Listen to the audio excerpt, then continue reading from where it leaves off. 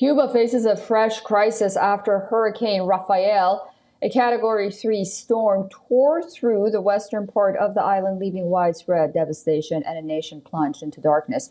Our next story explains how the cash-strapped island has been hit hard, which was still reeling from a recent blackout and a previous deadly storm.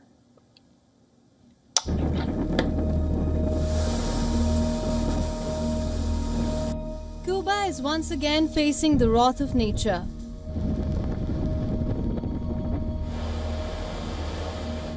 In just 2.5 hours, Hurricane Rafael ripped across the landscape, destroying homes, uprooting trees, and leaving 10 million people without power.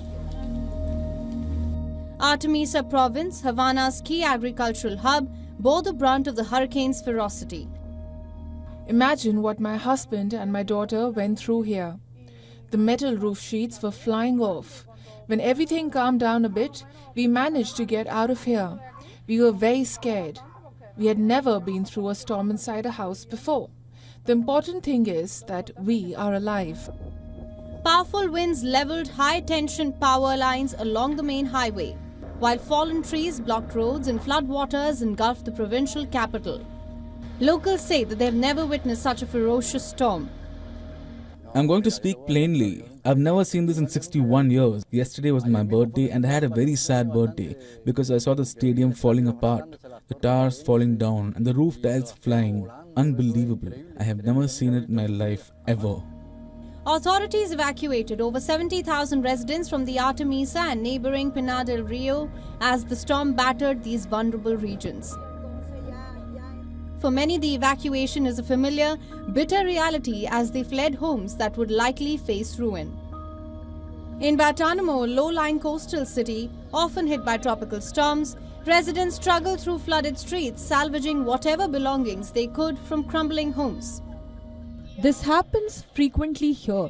Now we have these houses collapsed and we wait for the housing department to come and see all that happened and see how they will solve this problem for the community. The island's already fragile power grid, which had suffered multiple collapses just 2 weeks prior, was dealt a severe blow, bringing essential services to a halt. Cuban officials are racing to restore electricity in the east, yet the impact is deep and recovery is slow. As Rafael weakens over the Gulf, Cuba's troubles remain acute.